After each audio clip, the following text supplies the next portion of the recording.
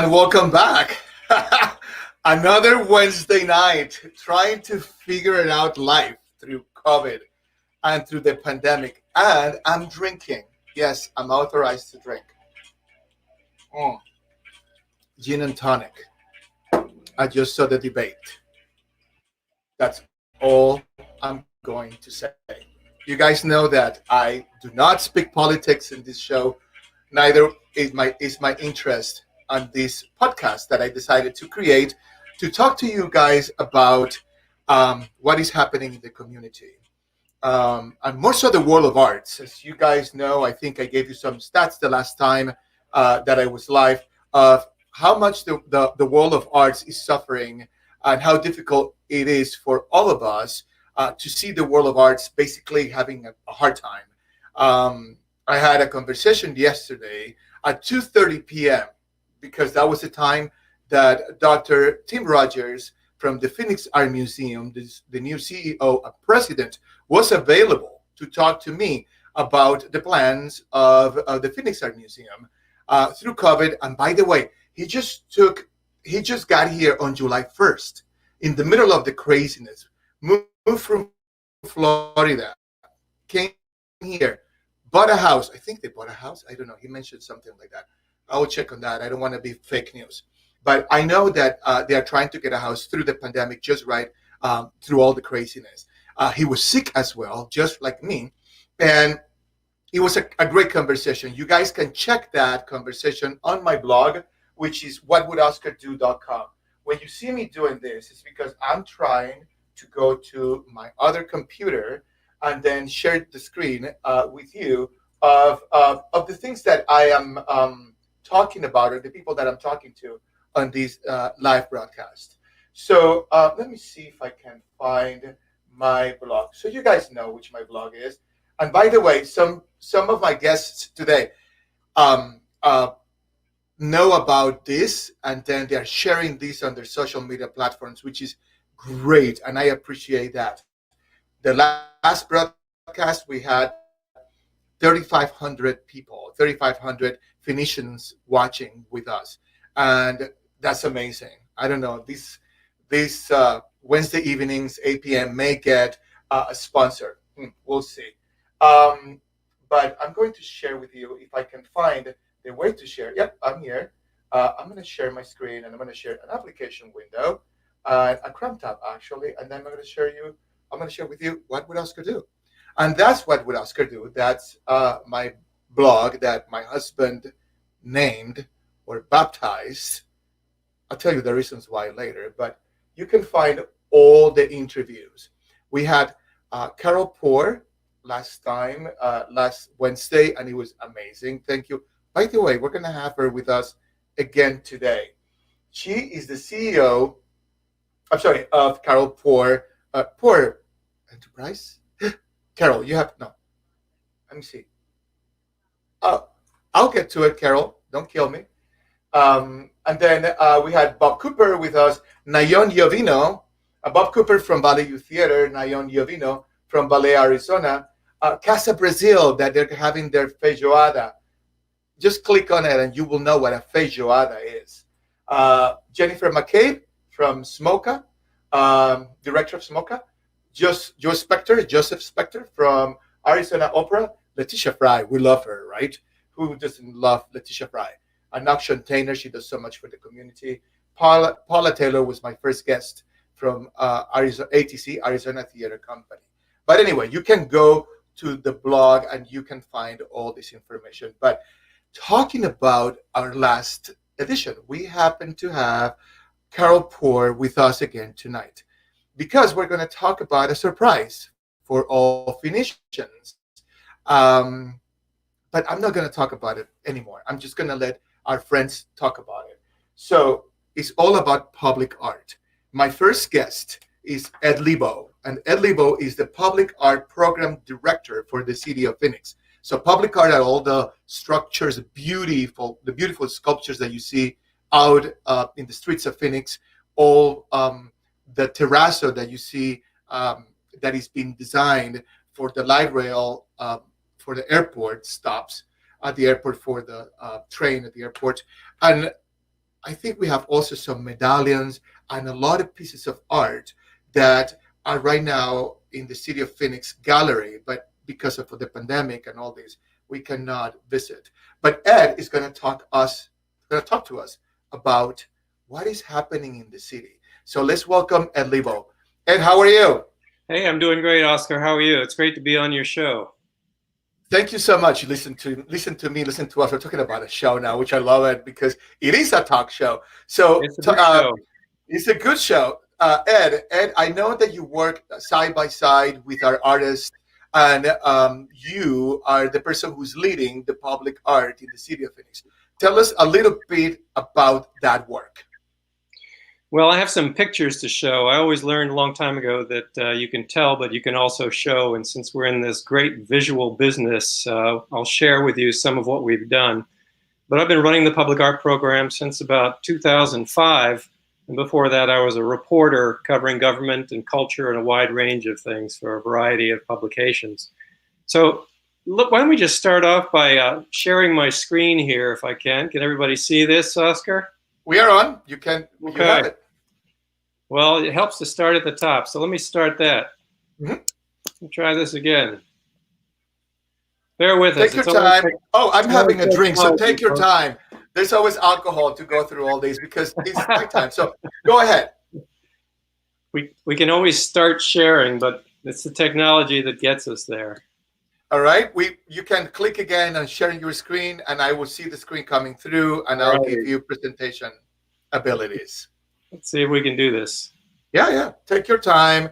We're just having a good old time here, so don't worry. So well, you know, what would our lives right now be without technical glitches? It's just the nature of it.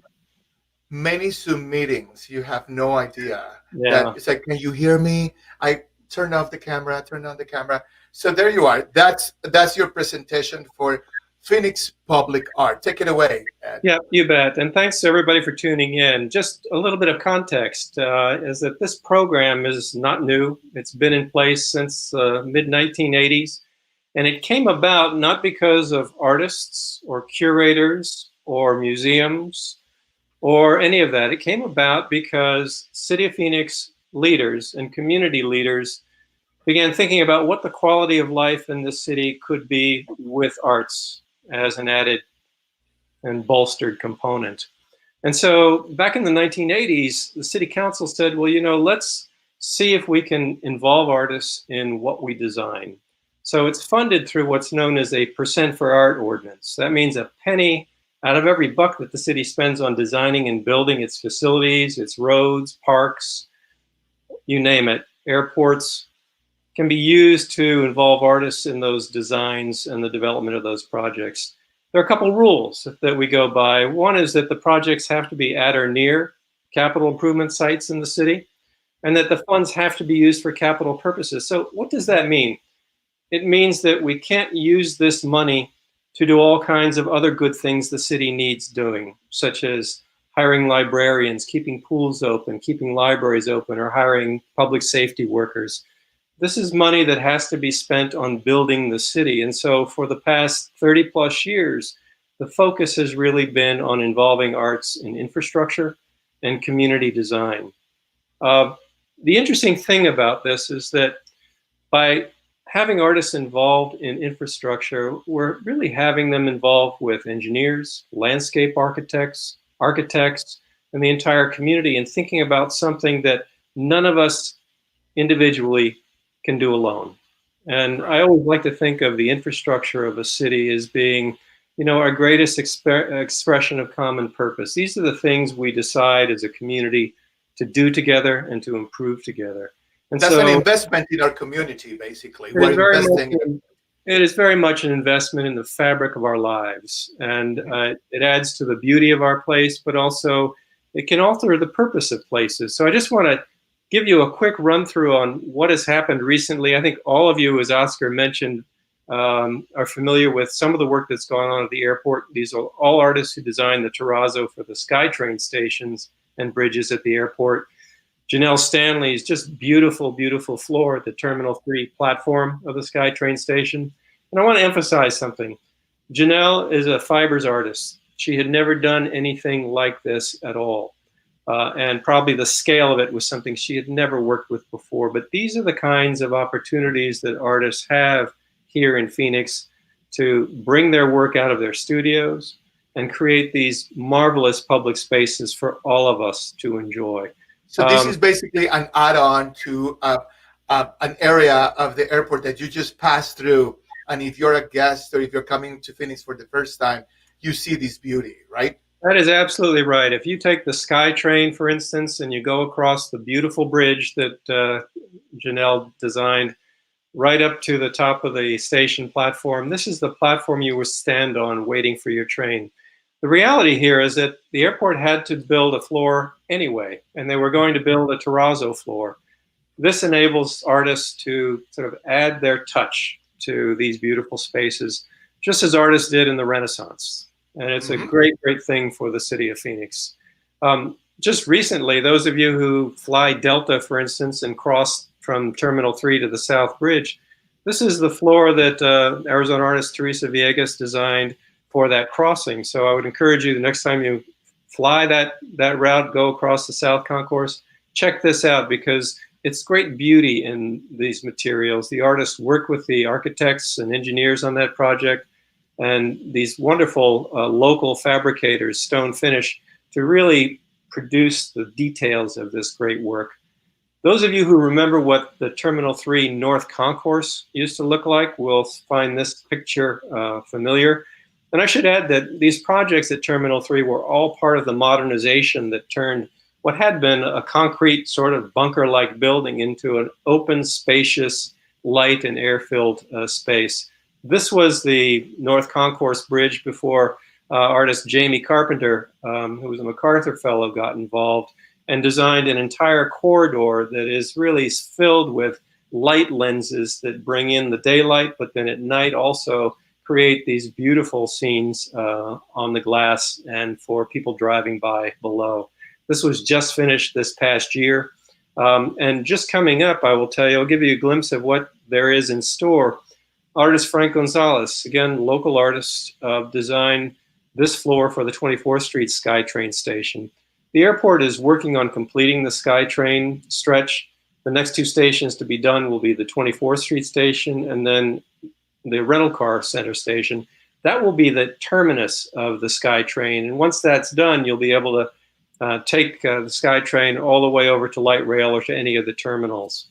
So this was his design, and this is Frank out there on the floor working with, in this case, Advanced Terrazzo, to locate just some of the details that he wanted to put into the floor as part of the terrazzo project.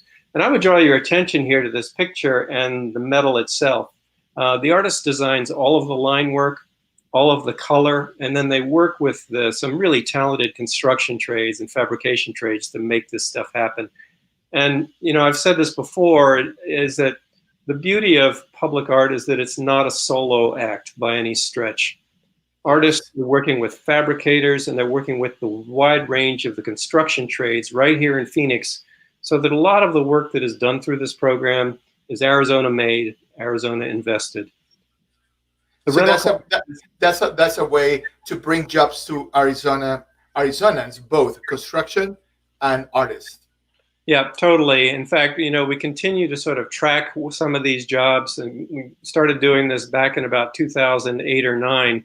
And what's really interesting is that about 80%, slightly less than 80% of the money that is expended on public art in the city goes right back into the local economy, the construction workers, fabricators, and all the design trades. So it's a great process of investment.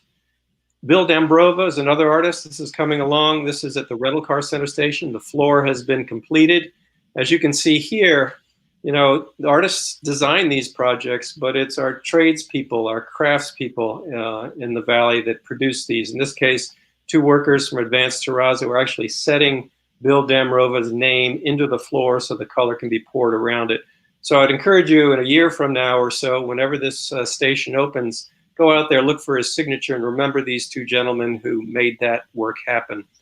There's another thing going on at the rental car center station, and it's Roberto Bahar and Rosario Marquardt have designed this extraordinary, and this is the model, extraordinary weather fence. It's a multi-layered colorful fence. And you can kind of see how this comes together in this slide. On the left, you have the structure itself with the multiple holes that the poles fit into. And then just on the right, you see the work in progress with work yet to be done.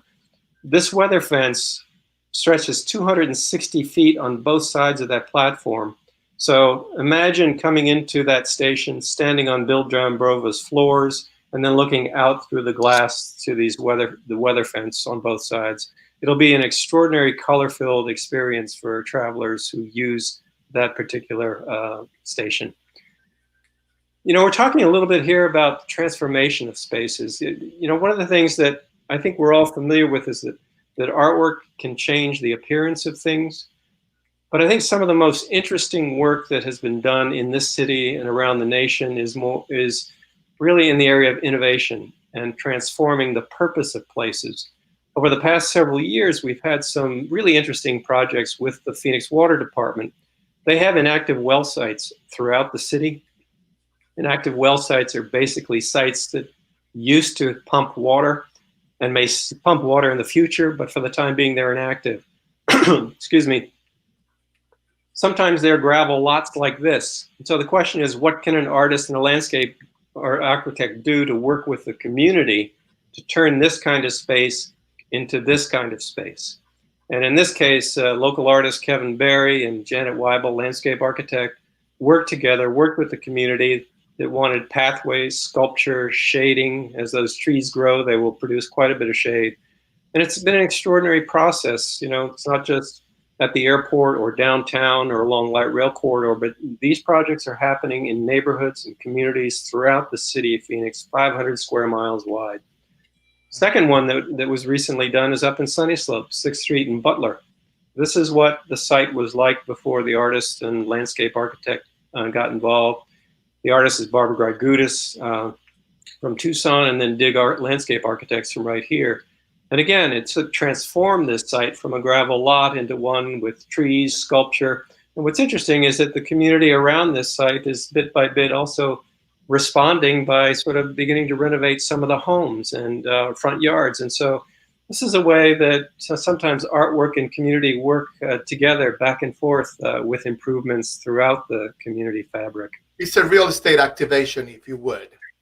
You know, it can be, but right now I know it's a point of pride for the community, and they're delighted to see what was a sort of vacant lot surrounded by chain link opened up as a walkway, a pathway for people in the neighborhood. And here's just another one of those projects. It's out at 73rd Avenue in Crittenden. This is what the site was like: barbed wire, chain link, and a lot of gravel.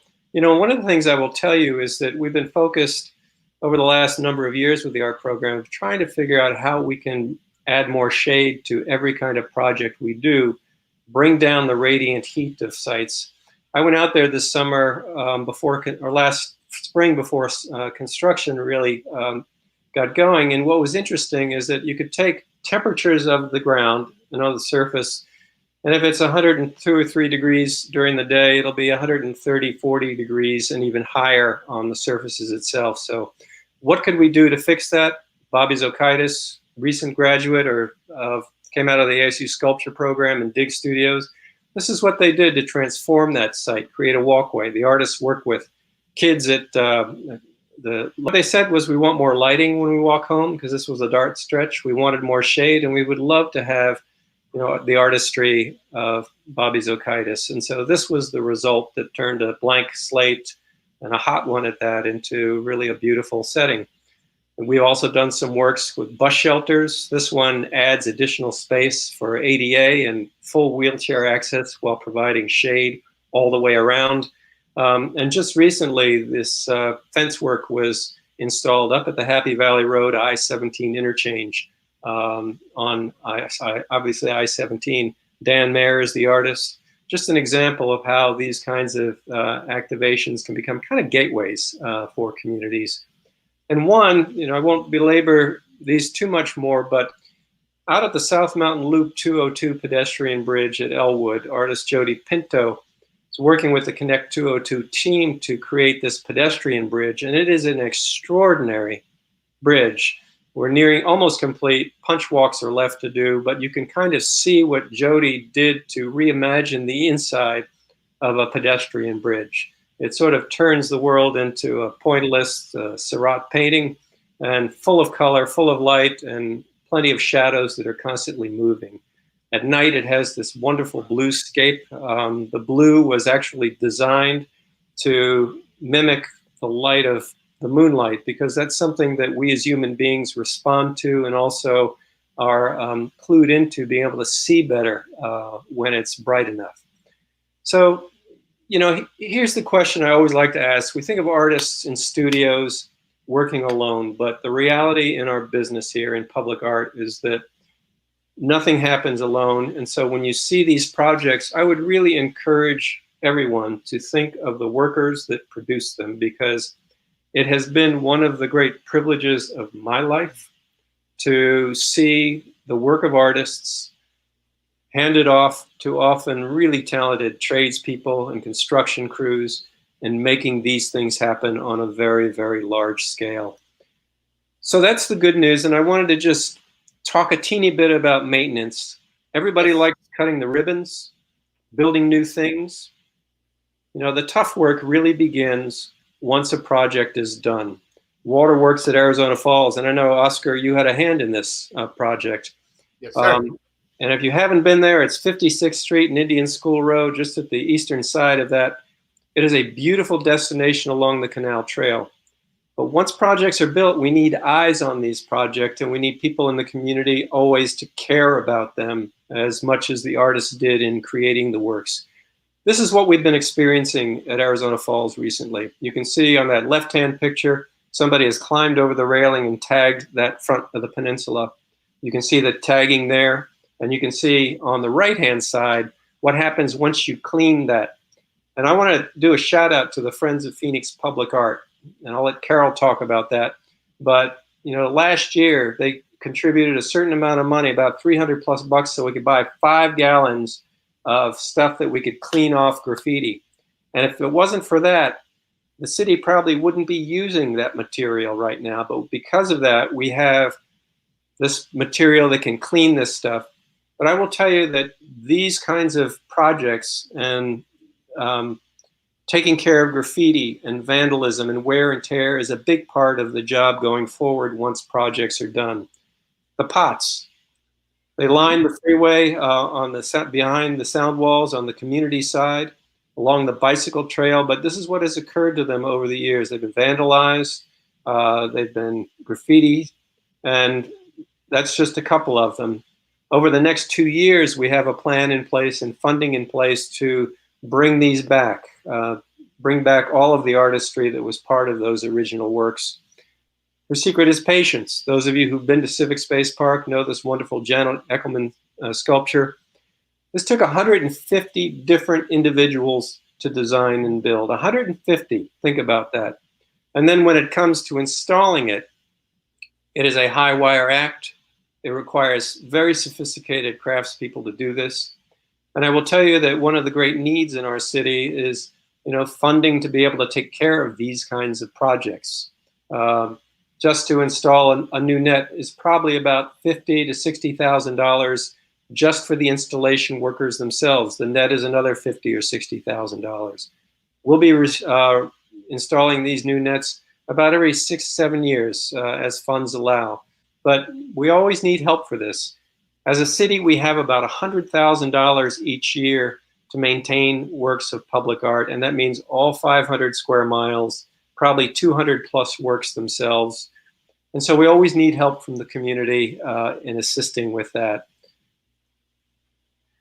What I will say is that these works are everywhere, and coming soon, we are finishing the final edits on a map that will be available to everybody on your cell phones or on your tablets or what have you, so that when you're traveling around the city or want to know about public art, you'll be able to look it up and take a peek at it and find the ones that are nearest you. So be looking for that. One other short pitch is, if you want to know more about public art and the artists who make these works, this month, as we've been doing every month since August, we have online workshops every Thursday morning, 10 a.m. You can sign up for them free. get the links and join us. But we'll be featuring tomorrow artist Mary Lucking, the week after R&R, that is Roberta Bahar and Rosario Marquardt, then Brad Goldberg, and then finally Joe Willie Smith on the 29th. So please join us for those workshops. They're great discussions with artists about how they approach public art and think about contributing to the community here in Phoenix.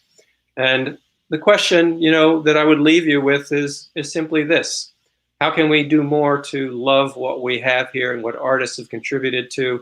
And quite honestly, what City Council and city leaders and community leaders have supported for more than 30 plus years. It has made this program one of the finest programs in the nation, and one of the reasons why many artists, if they have the Phoenix Project on their resume, it is a great sign of pride. And with that, I'd be happy to take your questions, Oscar or anybody. This is fantastic. I have a bunch of questions coming on the private chat, and if you have a questions, you can use the chat option. But this was amazing, Ed. I was part of one of the meetings, and I realized this is all happening while we are all cooped up at home. So I have to say thank you to you for such a great introduction to the people or to the community that does not know all of what is been happening while we've been home and what is happening in town regarding public art. So thank you so much. Stay tuned, stay with us, because we're going to progress now into a surprise that the president of the Friends of Phoenix Public Art nonprofit, Carol Poor, who was with us last week on a one-on-one with us for 1 hour, told us about Friends of Phoenix Public Art. She has a surprise for us. And I want to say, hello, Carol. How are you? Welcome back. Hey, Oscar. Great to see you again. And thank you for having me on.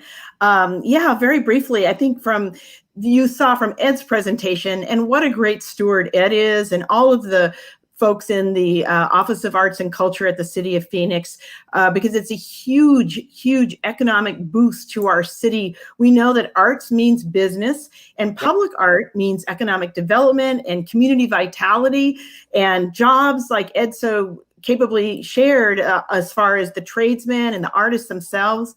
So the announcement that we have tonight is that Friends of Phoenix Public Art, which is a 501c3 nonprofit whose purpose is specifically to advocate for public art, to raise funds for public art, and to bring awareness of public art, we are launching a long-term, and I mean long-term, community campaign called Love It.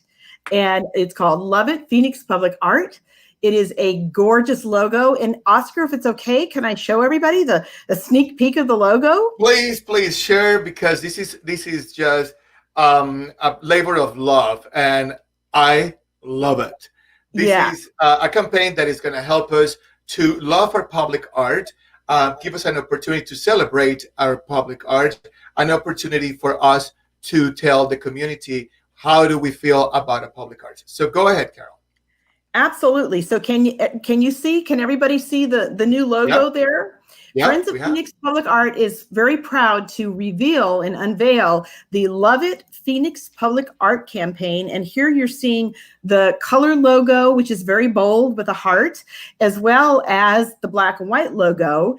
And this logo was designed by our local fabulous designer and friend, Julie Wolf, president and owner of Thinking Caps Design.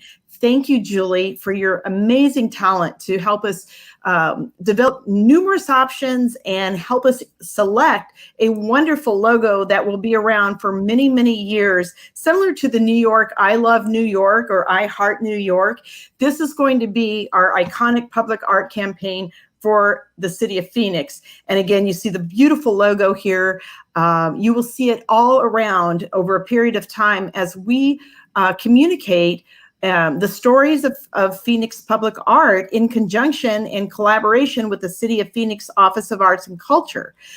We also want to thank the Cause Collection and Cheryl Najafi, as well as Acme Prints and Jane in the Jungle for being corporate supporters so far. And Oscar, without saying more, because I know we have another guest here that we want to introduce, I just want to say stay tuned, because you're going to see much more in the way of this logo and some of the fun events, virtual as well as in person once we can gather again. I have to tell you that I simply love it. This is a fantastic campaign. Thank you for the presentation, and thank you for revealing the big logo. I know the press release went out earlier, what was that, Monday, 9 a.m., and we will see a lot of these in the news and press, and the campaign is ready to move forward. And I hope you get a hold of your own t-shirt and other things that we're going to be selling to support this campaign. Because when you see tagging, I get wah in our public art. We need a campaign to support our pride in our community. So, but thank you, Carol, for taking the time to be with us. And I have the designer of the campaign, Julie Wolf, who is to be on vacation. Hello, Julie, how are you? Oh, Oscar, I'm doing great. Great. Thank you so much. It's wonderful to be here. I appreciate and feel honored to be a part of your Oscar Talks, and obviously appreciate the efforts from Carol Poor. And I have to say that listening to Ed and seeing those visuals were just great tonight. I know that we've been in part of projects with Brad Goldberg and Janet Eckelman. We've been in business for 26 years here at Thinking Caps Design, and 15 years here in the downtown Phoenix Arts District. So we really special. Really special. I mean, you guys do a great job. I worked with you in the past, and you are fantastic. And when the moment came to ask, like, who can we talk to work, I have the right person. And I got a hold of you, and I have to thank you for lending your talents and helping us to create this wonderful opportunity. So I just wanted to ask you if you can walk us through the process of, because if I'm a designer and I'm watching this, if I'm an artist, I want to see how all this came to be and where are we going. You bet. No, I do have some visuals to share and a little bit of the process to share with you. So let's see if I can do this technically here. So we're going to share the screen. Yeah. And then share the application. Yeah. It'll pop up. Aha. So are you seeing that? We are here. Yes, ma'am. Go ahead. Great. So, you know, when Oscar approached me, it was like, you know, would you be interested in this? And it's, of course, we always want to give back to our community. Community is given to us for so many years, and it's important. Our creative skills are used and valued, and it's important for us to be part of the community. So the first step was to really get to understand the Friends of Phoenix Public Art, and starting with interviewing Oscar and talking with Carol and the board, and just understanding their mission statement and what it is. And just like Ed said this evening, you know, it's great with the ribbon cutting and the first day it's up and the celebrations, but what happens when we really need that maintenance and that care and that love for these awesome pieces of art. And so I said, love it campaign. And Oscar, I know you wanted us to all love it. So it is about being centered, simple words, and a call to action. So as Carol had demonstrated, we've got the Love It Phoenix Public Art. We can use that heart to give it the heartbeat of our city and its public art. So you see it here in this kind of application. It translates into, you know, simple. And what's more classic than black and red on white, or the reverse? And it's strong and it's bold, and it's got great opportunities. We went through a series of designs, and the board unanimously selected Love It Phoenix Public Art and the graphic as it stood. But that's not only what happens, it expands. There's opportunities, whether it's in social media, events, banners, photo opportunities, those Instagram moments and that type of thing. But also there's an opportunity to bring in some of the visuals of our public art. You can see Janet Eckelman's piece there. You see the shade things over there on Roosevelt and 3rd Street. So there's so many legs to this that it just can continue to grow. And in its simpleness and classicness, it has that opportunity to grow and withstand the amount of years that we were looking at it to serve our community and our arts community. I think that kind of gives us a little bit. There's also, we can really have some fun with it. You know, we can place art in it. We can shift the heart into that powerful POW factor, and it can translate in many ways through many media. So this is fantastic. This is a fantastic process. This was a presentation you did for the board, a presentation we had in a smaller group, and now is out to the city. And I have to tell you that I simply love it. So thank you so much. Thank you so much for your help. Thank you for making it happen. I know that this is for years to come, and I know that it's going to have in our community an incredible response from everybody. Thank you for taking the time to tune in with us and show us this Love It campaign. And by the way, we're going to launch the t-shirts and the clothing donated by Cheryl Najafi and her company pretty soon. So thank you so much. Enjoy cabin, and we'll see you soon back in the city, hopefully. All right. Thank you. Perfect. Thank you so much. So that was Julie Wolf from Thinking Caps, and it's all off to the wilderness, off to the city, off to all of you to learn how to love our public art.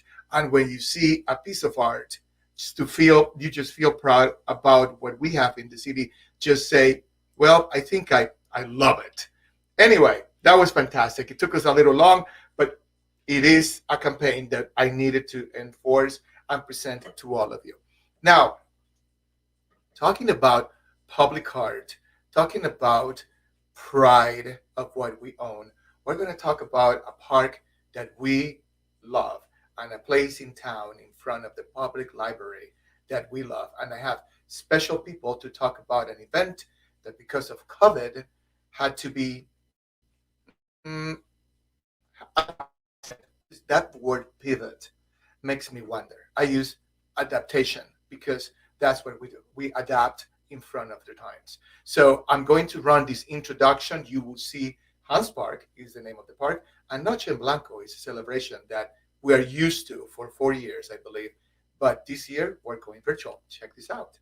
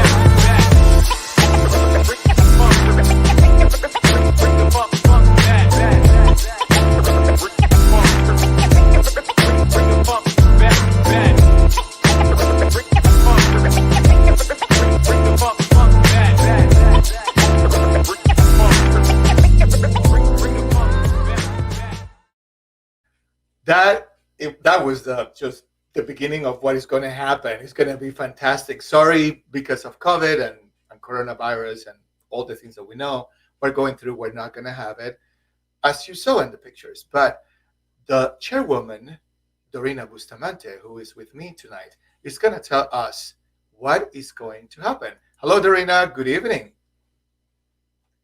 We cannot hear you. Hello. Dorina, come to us. Just click on the button, and then so you can hear it. Let's see, Dorina.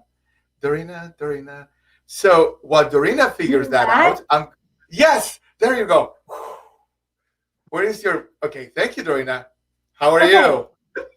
I'm so good. I love you so much, Oscar. That intro just gave me all the feels. Thank you. Hi, I'm Dorina Bustamante. I'm so grateful to be here tonight and to follow the great Carol Poor and Ed LeBeau, people who I've worked with closely throughout my career. And this is such a beautiful platform, Oscar, to put the community. Normally we would be at happy hours and receptions and lunches and bumping into each other at the at the coffee shop over a cafecito. And so this is a beautiful way to bring community together. So this is so good of you. Thank you. Absolutely. So we know that we have this wonderful, beautiful park in downtown, right in front of the library, the Burton Bar Library in the city of Phoenix. If you live in downtown, this is how the park looks right now. And it is, I think, it's under construction. Some things are that they're in progress right now, correct? Well, let's not forget, Hance Park has been a great park for at least 20, 25 years. As it exists today, it's 34 acres of park that is open every single day to all people at all times. And the east side of the park, which we call the East Lawn, east of Central Avenue, is where all the music festivals happen and food festivals. Basically, that's Central to 3rd Street, Moreland to Cutler. The west side of the park is the more residential side, west of Central Avenue. And that's where the Irish Cultural Center is, the Japanese Friendship Garden, a lot of the historic neighborhoods. That's where the dog park is. But Hance Park technically is on a bridge. Yes. It's over a tunnel of 18 bridges that is over the I-10 freeway. It's a quite astonishing, iconic infrastructure, because if we think about it, the I-10 goes from Jacksonville, Florida to Santa Monica, California. So literally coast to coast. So we have this beautiful privilege to have our major iconic world-class park of a world-class city be on super spectacular infrastructure that connects the coast to coast. So the park itself, we have a nonprofit around the park, Hance Park. It's a conservancy that takes care of the park, right? Indeed. So tell me about that conservancy and who are the stakeholders and what happens with that conservancy. Just like every major city around the world, every major park, every world-class park in a major city has an advocacy group of stakeholders who are there to conserve it, hence forth a conservancy. So the Hance Park Conservancy is literally a coalition of a board of trustees who represent all of the stakeholders who represent that property asset, if you will, which the city of Phoenix owns the park itself, but it's actually over Arizona Department of Transportation infrastructure and then federal highway because of what we said about the I-10. But the more interesting stuff is that it's City of Phoenix Park and all the neighboring stakeholders, which include Burton Bar Library, the Cutler Plotkin Jewish Historical Society, Phoenix Center for the Arts, Irish Cultural Center, the Parsons Center for HIV Wellness, the Japanese Friendship Garden, the Cambry Hotel, the Foundry Hotel, the Japanese Friendship. I mean, all these residences, the enhanced condos, Portland on the Place. I mean, this is literally our central park for the 5th largest city of the United States of America. And I would swoosh away from that image because that's not what it really feels like today. It's green pretty much all the time. It's going through overseeding, obviously. But what we're excited about as Hance Park Conservancy is to create a signature event that really highlights and showcases the park as it is today and all of the arts and culture and heritage organizations that really make the park great. And that's what we do with Noche en Blanco every year. It's inspired by a dinner party of white that was created in Paris, and you probably want to ask me more about that at another time. So I'll let you ask more questions. So I want to bring another member of the Conservancy, Andy. Andy Lucius, how are you, Andy? I'm always good. How are you? Very good, very good. So we have you with us tonight because, first of all, introduce yourself. Tell us a little bit about you. Sure, absolutely. Thank you for having me here. I've known Dorina and yourself, Oscar, for many years as downtown patrons and downtown residents, and I've been happy to be a part of Noche en Blanco for the last 3 years, just as an attendee. Now I've bought a condo that looks down upon the actual site that the Noche en Blanco usually takes place in, and I'm a proud participant in the Hance Conservancy. I've lived in Phoenix for 10 years, and I work in public relations and marketing at agencies downtown. Noodle is the agency that I currently work for, and I'm very happy to be there. And I hope that covers my introduction. That covers your introduction and more. And the fact that I love all this is that I have the two of you, incredible staples. Cheers, Andy. Cheers. Oh, cheers, Andy. Cheers. We're drinking because we're drinking. Love you, boobies. Yeah. Debates happen. Oh, God. Don't tell me about it. But, cheers, world. Cheers, world. Exactly. I wanted to talk to the community about this celebration. So this is our 5th edition of Noche en Blanco. Given the current circumstances, it's not going to happen as we know it or as we have hosted. As we have come to love it.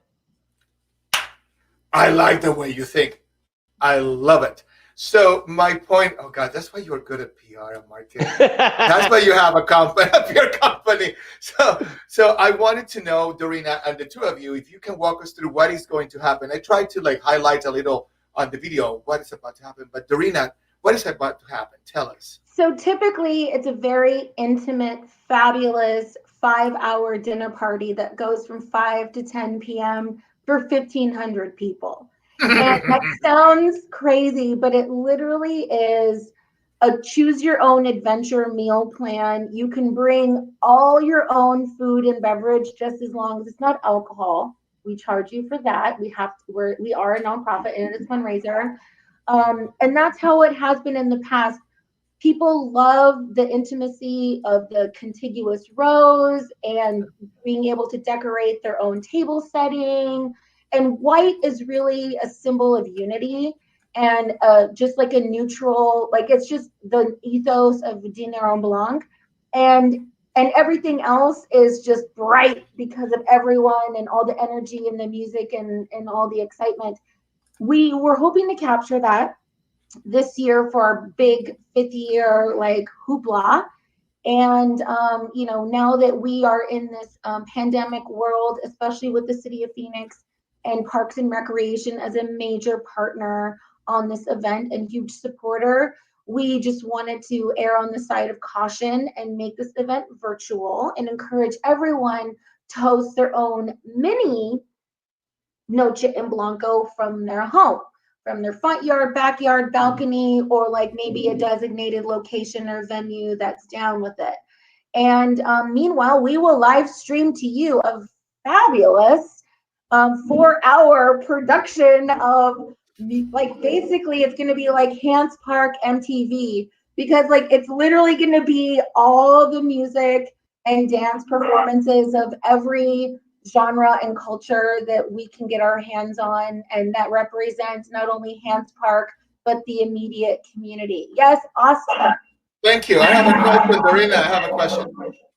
Someone has the phone on. Can you turn the volume down, perhaps, or just close the application? I have a question, Dorina.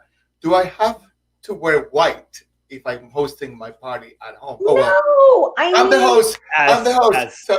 As you're pulled up right there, wearing absolutely no white whatsoever. I was the host. It's really just, let's get together, do your dinner, maybe light a candle, or something symbolically but just watch and live stream. And usually tickets to attend to this very affordable event that you would pay thousands of dollars for, it's $25. But we're not going to ask for that this year to RSVP. We just want you to log in, have a good time. If you feel so compelled, make a contribution and just really enjoy. And if you can do social media throughout the night, if you're hosting, even if you have a noche table setting, but you can't be bothered to get out of your plaid pajamas, take a picture of that table setting and post it.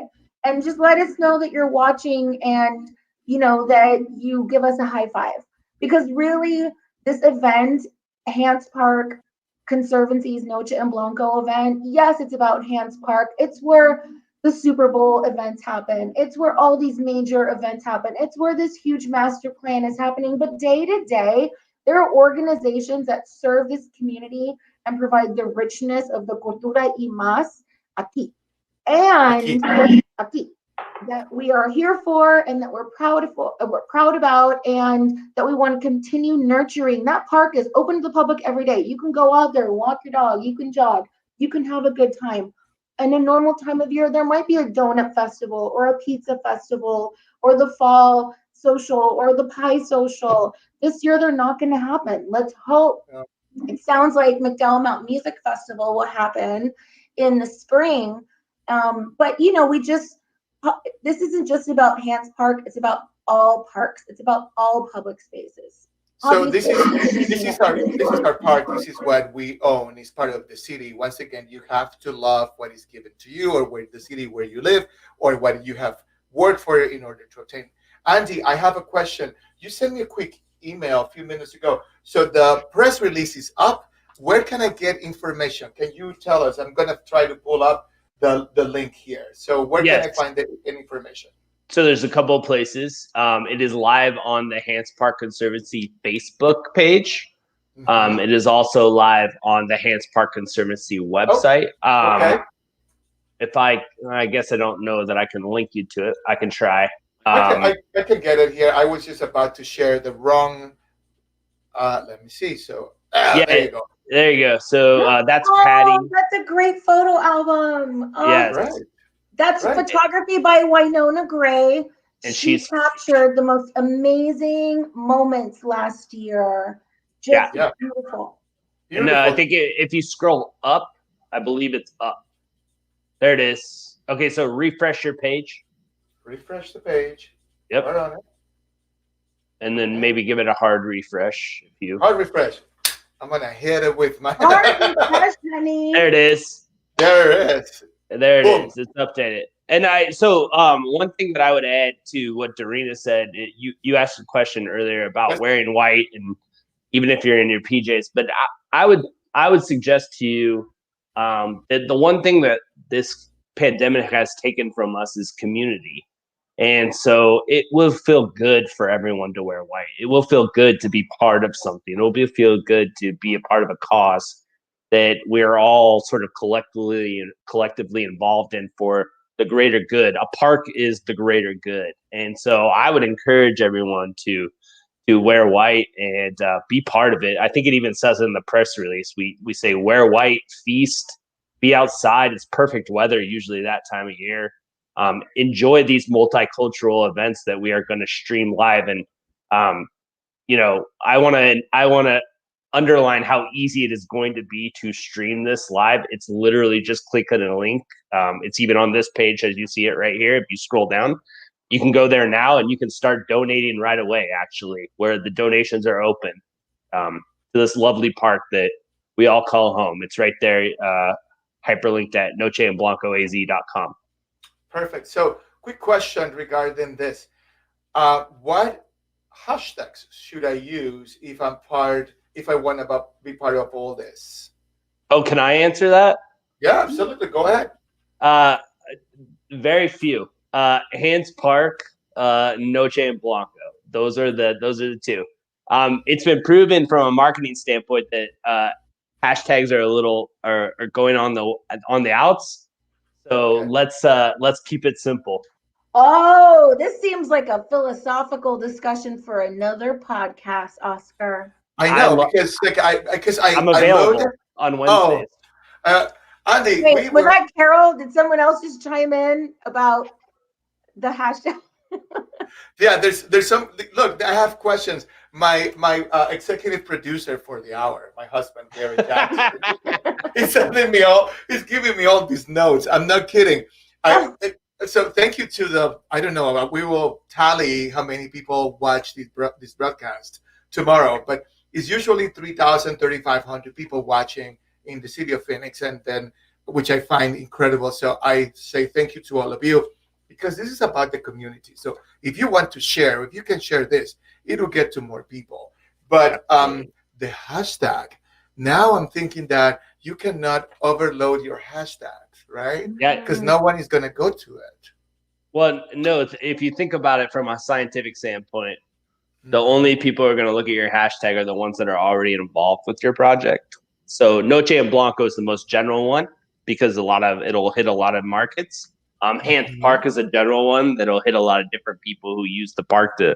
I sit out in front of the park every single day. There's people who do yoga. There are people who watch their dogs, and they probably are wondering what other people are at using the hashtag Hance Park. So Noche en Blanco and Hance Park are the two simple ones that are going to be the most effective for you. So nocheenblancoaz.com is where you can see the broadcast, correct? Absolutely.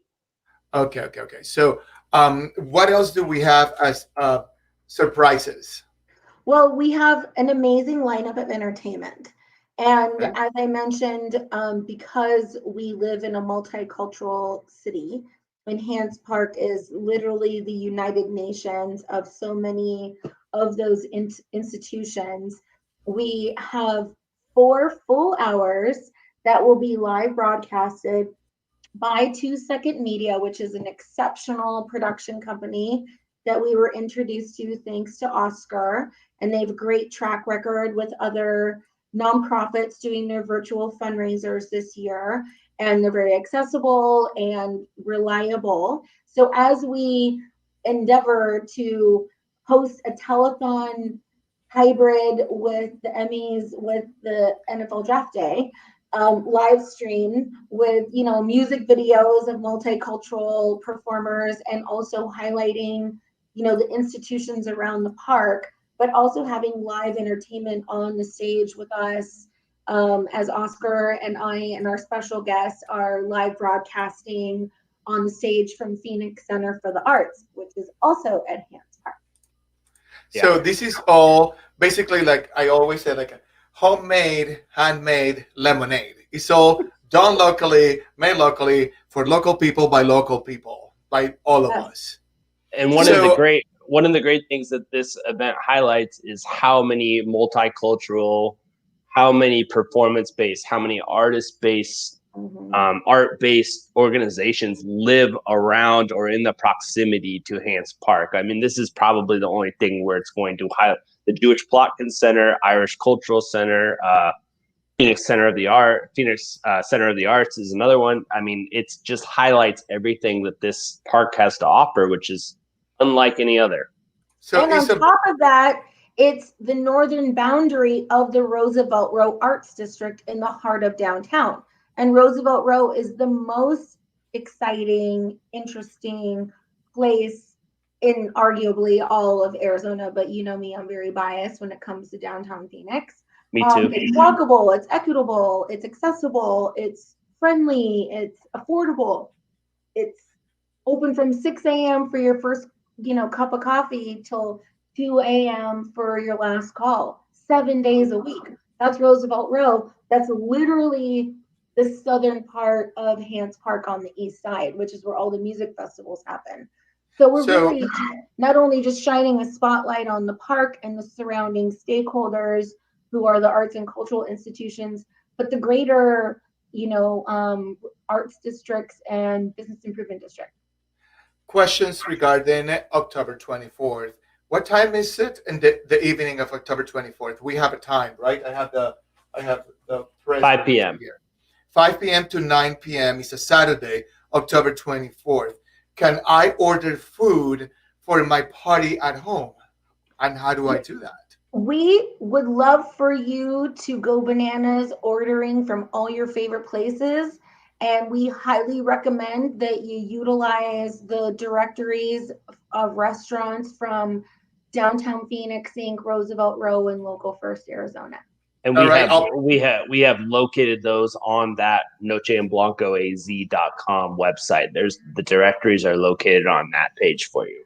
So basically, this is a call to action to use our local restaurants to talk about the park, to celebrate the fact that we are multicultural, to give a window to all of those artists and those institutions that are around Hance Park, to create momentum for a park that perhaps if you live in downtown you're using currently, or perhaps you just see it every day that you go out to work, or you just happen to walk around the park. So there is a donate button here. This is, I'm just going to change the banner for exactly Hance Park, HanceParkConservancy.org, and it gives takes us to NOCHEENBLANCOAZ.com, and that's just to watch the live broadcast.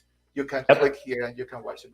So you can order food. It is incredibly easy too. I mean, I just want to stress, you just need a smart TV, you just need a laptop. You are just the mayor's going to be involved as we understand it. The great Rick Neymark is going to be involved and have people over his house. So if you socially responsible, if you don't have a place to go, just go to Rick's house. Oh, don't invite people to Rick's house.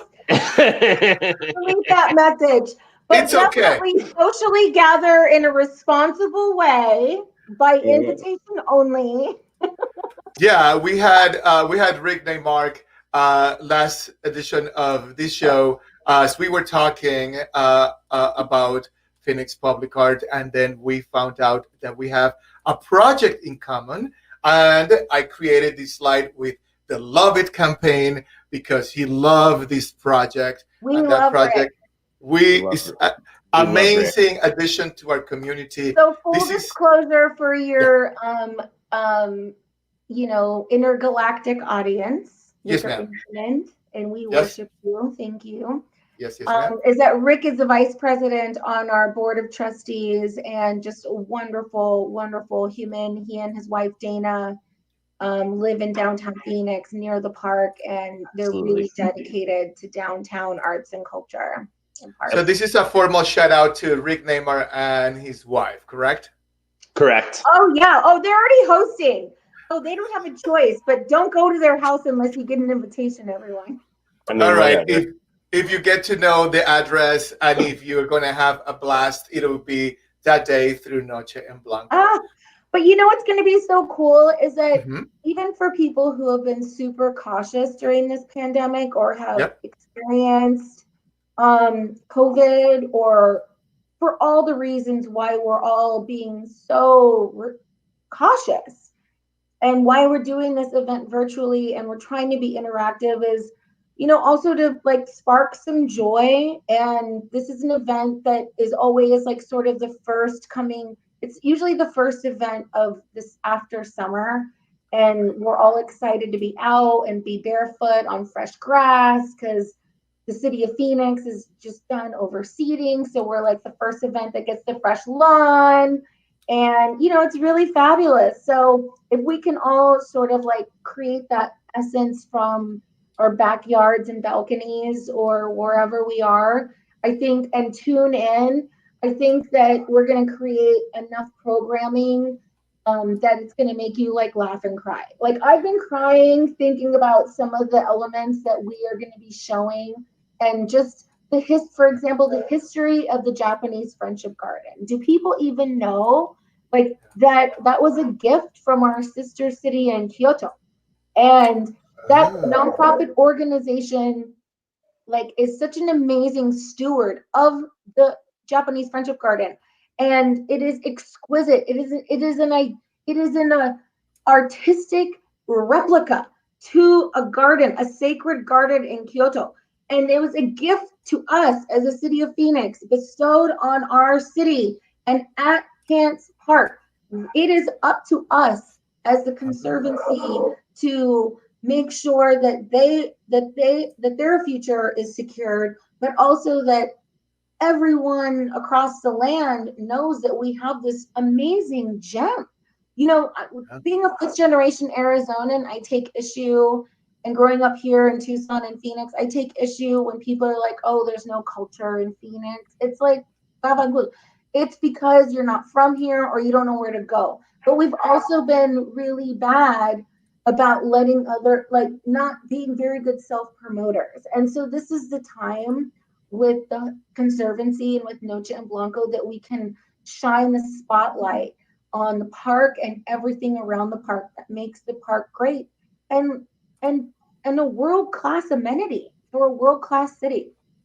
It's a great. It is incredible. I just happened to click on their website, and I see all this incredible information and the experience that you get in Phoenix. This is your downtown. You happen to feel that you are in Kyoto, and actually they have guidelines for COVID, so I think they are open.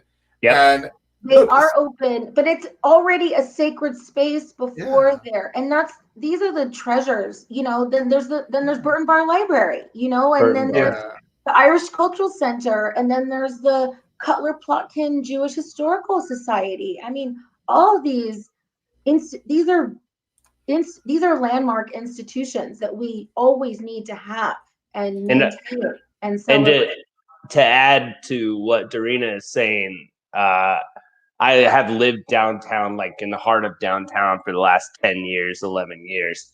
The most common two questions I'm asked when I'm walking my dogs around downtown is, where is the Japanese Friendship Garden? Can you direct me? And where is Hance Park? And those are the two most common. And I look at it as a badge of honor, because I'm thankful these people are here to experience these great things. But those are landmark cultural places. But I can say this honestly, those are the two biggest questions I get asked. I love that you said that, Andy and Oscar. I love that you're pulling up the Irish Cultural Center, because for people who are interested in genealogy, the Irish Cultural Center has a world-renowned genealogy library. Like, you know, everyone's a little bit Irish. You can prove it there. You can go find out at the Irish Cultural Center's library. It's in the basement. It's a beautiful venue. You walk in and you hear the music of the Gaelic and Irish culture. That whole plaza is open to the public. They have a hall. I mean, this is all right here. People have heard of these places, but they don't know that they're all next door to each other, and they're all at Hance Park. And this is what we are striving to achieve at Noche en Blanco this year with the virtual event. Oscar, you're going to make it happen. I am trying. I'm trying. The idea of hosting this podcast about love it, because we have to love it, our public art, and then Hance Park in downtown. And the reason that I decided to say yes to the call to action to be perhaps your MC or your host in years prior is because we have to be proud of what we have in Phoenix. And this is one of those gems, to be honest with you. Yeah, absolutely. Would never, ever imagine you have this in Phoenix. I'm like, what? An Irish Cultural Center? I thought everything was just Southwest there. So literally next door to the Irish Cultural Center, across the bridge from the major downtown central library. That is a work of architectural art by Will Bruder. That literally has like shade, like cantilever. I mean, we have so much around that park. What we need to focus on is just letting everybody know how marvelous it is today. I mean, I have to tell you, and perhaps this is not a secret, because a lot of you know my beginnings in this town. That was the place that I went to do research for my thesis. It was the Burton Bar Library, and I used to walk up and down Central because I used to live at the Embassy condominiums down on south of Roosevelt on 3rd Street. So Third Avenue. So yeah, those were my early days, and I'm very proud of experience downtown. This is way far back. That's when downtown wasn't cool yet. Yeah, like you were an early adopter. Yep. Absolutely. I wanted to live in downtown, but talking about all this, let me see. I'm going to show you a picture of the Burton Bar Library, or some pictures. So those of you that don't know what is the Burton Bar, is designed by one of our main architects, or how would say this, one of our stars within the world of architecture and design, Mr. Will Bruder, and is one of our most wonderful libraries that we have in the city. This is a question that it gets asked all the time. I have a lot of questions, and it's past 9 p.m. Okay, ask your questions. We're drinking. I'll stop talking. I'm the one. Okay, ma'am. This is your turn. Someone, I cannot say who it is, ask a question. No, you tell us the questions. I'll stop talking. Oh, okay. Yes, I'll ask a question. Okay, go. All right, so you're going to be the host again this year, correct? Oh my God! MC, the MC host with Dorina, as I understand it. Yes, sir. So, yes, sir. So it's going to be a new format for you and Dorina, for that matter. So, what are you most looking forward to for this new format, for this new adventure for us all? I mean, listen, we could talk about the Tim Spragues of the world. We could talk about the mayor. We could talk about the Nick Woods of the world. We could talk about, just everyone. And they all experience it differently. Yes. But what are you, the hosts, looking forward to the most? I'm looking forward. That's a good question, and you're paying attention. That's why you have a PR and marketing company. So exactly. So my bosses would be a little disappointed to hear that I own them. So here's your answer, Andy. So here's your answer, Andy. To be fully honest, what I'm trying to do, or when I do these things, are to, one, enhance our pride of what we own as Phoenicians. Second, be perhaps the conduit, as I am right now, to tell the community that we have a city that is a world-class city. And when you leave the city and come back, the idea is just to raise that bar to the next level, to the next level, to the next level. The other one that I'm expecting and I'm looking forward to is to be able to communicate and make sure that the community knows that through difficult times, we can get out of this together. We will cry together, we will celebrate together. And enhancing the pride of a location in our downtown and having one night all in white, even if it's at home, we belong to a city, and that city is Phoenix. And it's my city, and it's your city. So I'm expecting for people to donate, to contribute, to send us messages, to ask questions, to tell us that they are proud to live where they live. They are proud to have a city like this, and where the kids can grow and become whatever they want to become. That's your answer. The perfect answer. So thank you. So that's from my heart. We're gonna need like tissues. I already know I'm gonna cry. Because it's Dorina, the same question could go for you, because you're going to be emceeing. And it's tough to follow Oscar on this, but what do you think you're most looking forward to as the host of a virtual event for the first time? We weren't anticipating this. Correct. So I literally have been emotional about this concept all day and dreading having to be on air for 4 hours, like with my pandemic pounds and, blah, blah, ego. But really what I feel is like the ultimate reason, and my reason is just public spaces are for all people all the time. It's where we can go freely. It's where we can gather. It's where we can be alone. It's where we can be together. It's a public space. This park is all parks. If we can show the importance of Hance Park to so many people, hopefully people will take pride in the pocket park in their neighborhood or a vacant lot around the corner and convince that landowner to maybe turf it and plant a couple trees for the next few years. Like, it's all about these outdoor public spaces, whether it's city owned or privately owned, but they really create civility in an overly developed society. Mm-hmm. So, and then there's layers, and like, I mean, there's layers. Oh yeah. Yeah. So, great answer. And as I always say, that park and parks and public spaces, they're basically your living room. Once you leave your house, that's where you meet your friends. And it's a social equalizer. You are like everybody else. We share one space. But I have questions, like I said.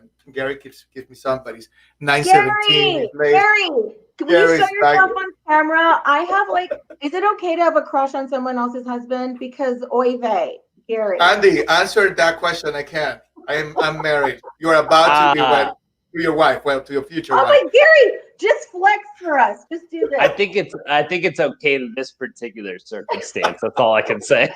Okay, so this is the question. Off we go. All right, go for it. Is Hance Park above what the traffic reports call the deck park tunnel? Yes, Absolutely. Exactly. In fact, Hance Park is commonly known as the deck park because of the deck park tunnel. But technically, that real estate is airspace that was invented by the state of Arizona and the federal government when they were creating the I-10 freeway. And the history about the historic homes that had to be condemned through eminent domain is a whole nother sad story.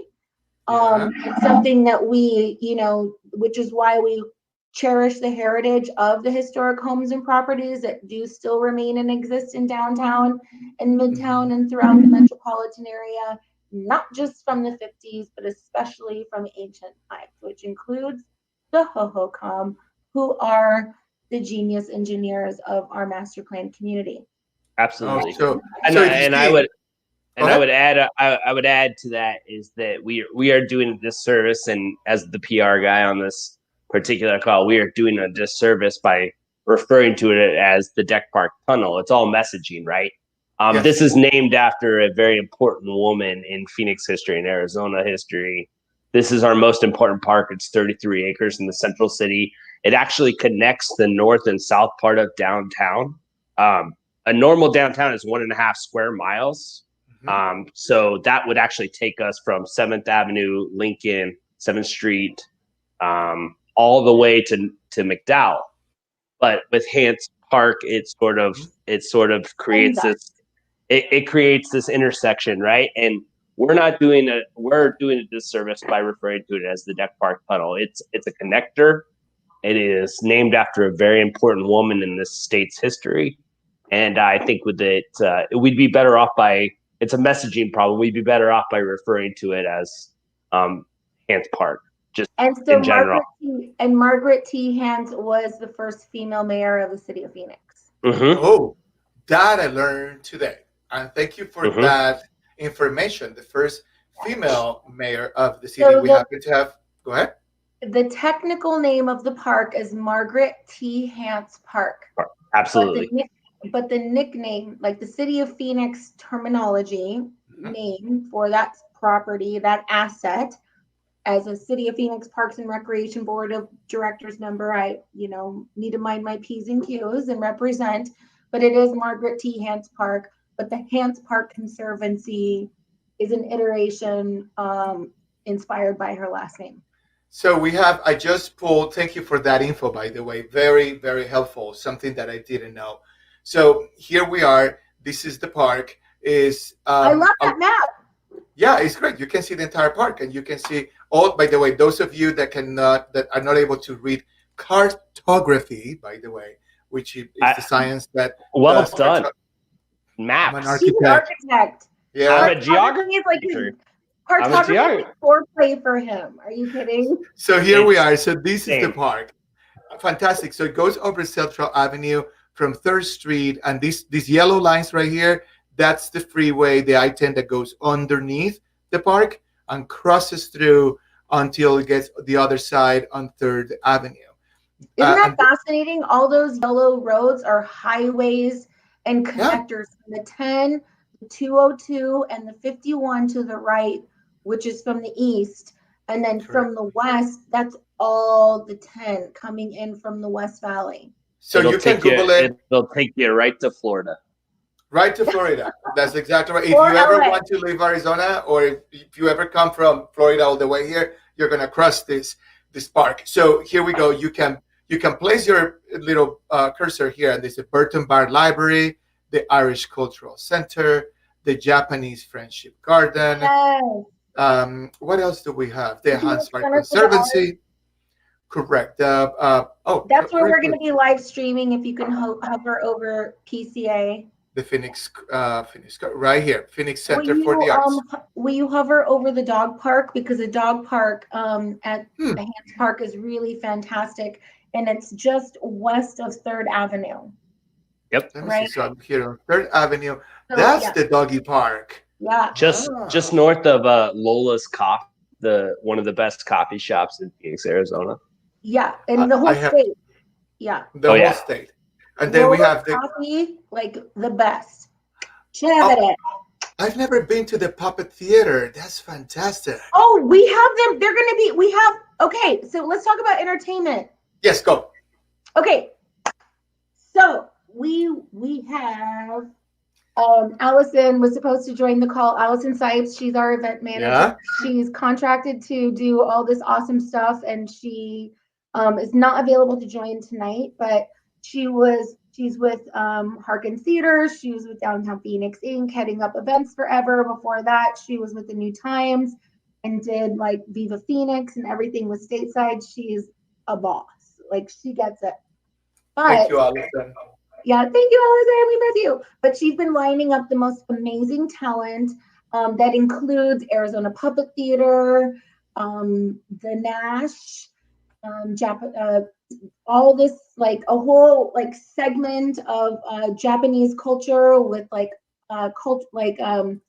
elegant dancers and taiko drummers. Yes, it's going to be a few performances because there's a lot. And the Irish Cultural Center with the dancers and their different musicians. And then we always have a blessing and a toast, which we look forward to Mayor Kate Gallego participating in remotely. And then our grand finale is something that I would say we're famous for, but Oscar's a little bit more famous for, because it takes the party to the next level when I think it's his like South American, Colombian, not all Latinos are wired the same, okay? Like, I'm Mexican and he's Colombian. We're in a different hemisphere.